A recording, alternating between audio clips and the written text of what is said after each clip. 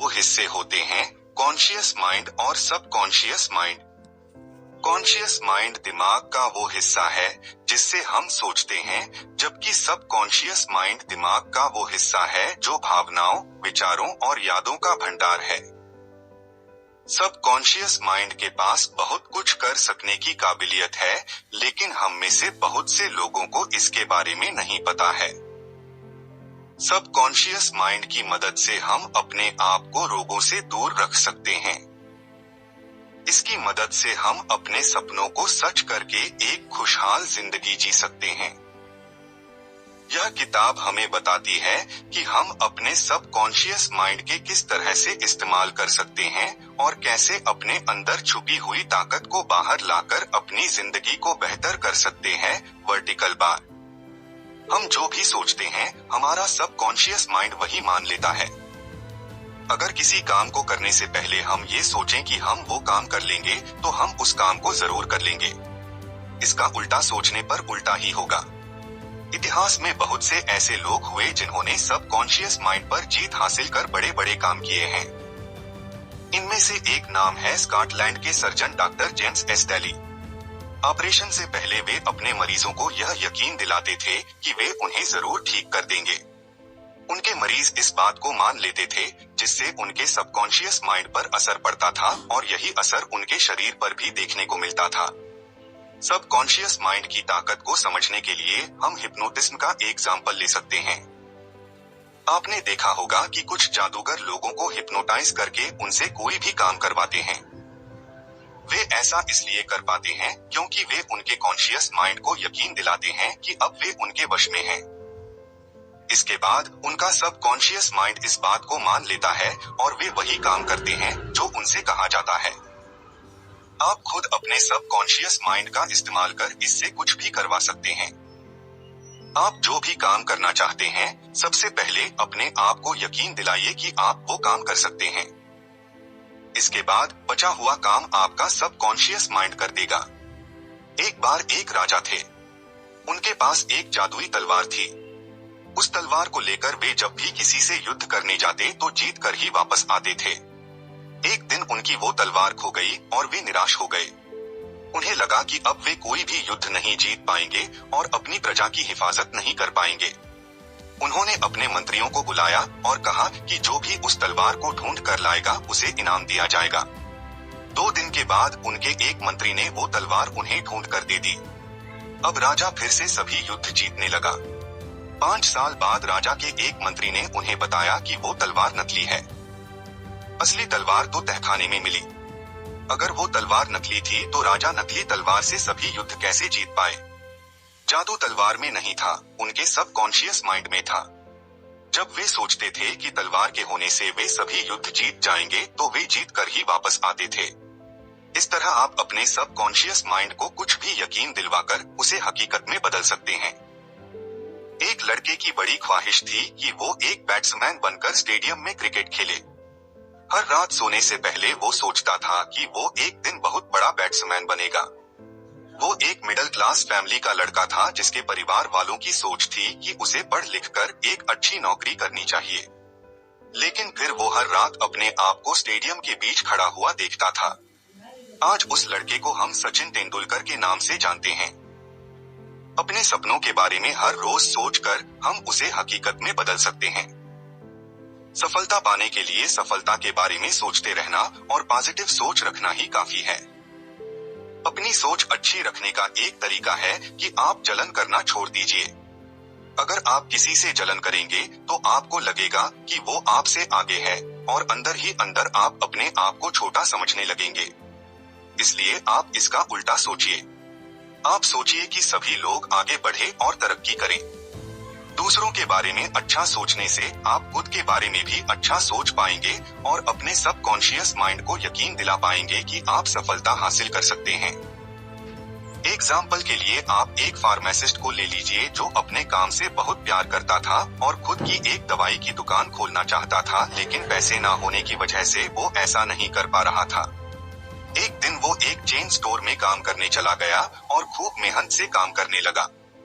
धीरे धीरे वो वहाँ का मैनेजर बन गया और उसके पास इतने पैसे हो गए कि उसने खुद की एक दवाई की दुकान खोल ली।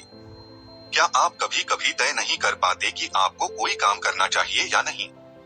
क्या कभी कभी आप दो रास्तों के बीच खड़े होते हैं और फैसला नहीं कर पाते कि किस पर चलना है? अगर हाँ, तो सबकॉन्शियस माइंड इसमें आपकी मदद कर सकता है। एक बार एक महिला को किसी दूसरी कंपनी से एक नौकरी का ऑफर आया जहां उसे दोगुनी सैलरी पर काम पर रखा जा रहा था। वो फैसला नहीं कर पा रही थी कि उसे वो नौकरी करनी चाहिए या नहीं, तो उसने ये काम अपने सबकॉन्शियस माइंड पर छोड़ दिया। वो महिला ध्यान करके सो गई और अगली सुबह उसे ये लगा कि उसे वो नौकरी नहीं करनी चाहिए। कुछ महीनों बाद वो कंपनी बैंकरप्ट हो गई और बंद हो गई।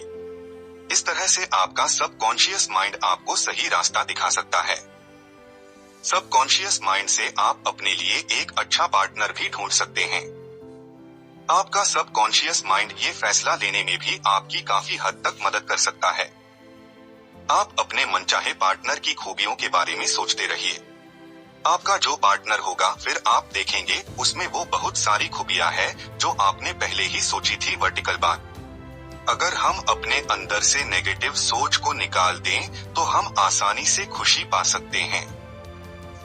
खुश रहने के सारे तरीके आपको अपने अंदर ही मिलेंगे। बाहरी चीजों से आप कभी खुशी नहीं पा सकते। एक बार एक सेल्समैन ने लेखक से सलाह मांगी। वो सेल्समैन बहुत मेहनत करता था, लेकिन उसे प्रमोशन नहीं मिल रहा था। वो मन ही मन अपने बॉस को बुरा भला कहता रहता था। वो सोचता था कि उसका बॉस उससे नफरत करता था, इसलिए वो उसे प्रमोशन नहीं दे रहा था। लेखक ने उसे अपनी सोच बदलने की सलाह दी। उस सेल्समैन ने अपने बॉस के बारे में अच्छा सोचना शुरू किया और रोज उनसे उनकी सेहत के बारे में पूछता रहता था। एक दिन उसके बॉस ने उसे बुलाया और उसे सेल्स मैनेजर बना दिया। साथ ही में उसकी सैलरी भी बढ़ा दी गई। खुश रहना आपके हाथ में है। आप अच्छी सोच रखकर खुशी पा सकते हैं। कभी कभी हम अपनी किसी गलती के लिए खुद को माफ नहीं कर पाते और अपने आप को ही सजा देते रहते हैं। अपने दुख को अपने रास्ते से हटाने के लिए हम अलग अलग रास्ते अपनाते रहते हैं और कभी कभी नशे का सहारा लेते हैं। ये आदतें दुख और बीमारियों को न्योता देती हैं। इनसे छुटकारा पाने के लिए सबसे पहले आपको अपने आप को माफ करना होगा। आप अपने अंदर से गलत भावनाओं को और नेगेटिव सोच को बाहर निकालिए।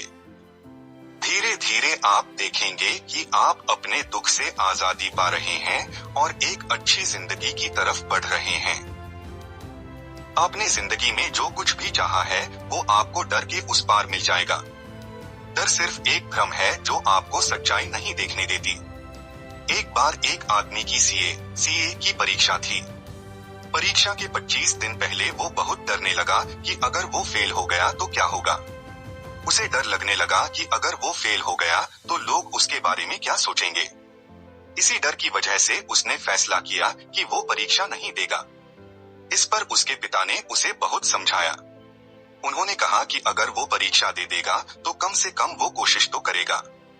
हारना या जीतना बाद की बात है, लेकिन हम कोशिश भी ना करें ये तो गलत बात है। काफी समझाने पर वो लड़का मान गया और उसने फैसला किया कि वह परीक्षा देगा। उसने परीक्षा दी और वो अच्छे नंबर से पास हुआ। अक्सर लोगों को बूढ़े हो जाने का डर रहता है। क्या आप जानते हैं बुढ़ापा किसे कहा जाता है? जब आप कुछ नया करना छोड़ देते हैं तब आप बूढ़े हो जाते हैं। अगर आप जवान रहना चाहते हैं तो आप हमेशा कुछ नया सीखते और करते रहिए।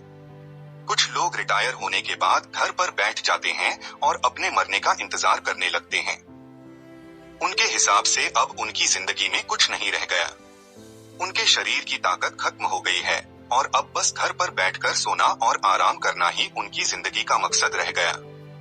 जब आप ऐसा सोचने लगते हैं तब आप बूढ़े हो जाते हैं, क्योंकि आपकी सोच बूढ़ी हो चुकी है। अगर आपको जवान रहना है तो आप अपनी सोच को जवान रखिए। रिटायर होने के बाद आप दुनिया घूम सकते हैं और अपने बचे हुए शौक पूरे कर सकते हैं। आप किसी भी उम्र में अपनी जिंदगी खुशी से जी सकते हैं। सबकॉन्शियस माइंड हमेशा काम करता रहता है और इसकी शक्ति का इस्तेमाल करके आप अपने जिंदगी के फैसलों को आसानी से ले सकते हैं। इसकी मदद से आप अपने डर पर काबू पा सकते हैं, रोगों से लड़ सकते हैं और अपने सपनों को हकीकत में बदल सकते हैं। डर पर काबू पाने के लिए आप ये तरीका आजमाइए। आपको जिस भी काम से डर लगता है, आप रोज सोचिए कि आप उस काम को कर रहे हैं और लोग आपको इसके लिए शाबाशी दे रहे हैं। ऐसा करने से ये बात आपके सबकॉन्शियस माइंड में बैठ जाएगी और आप अपने डर से आजादी पा लेंगे।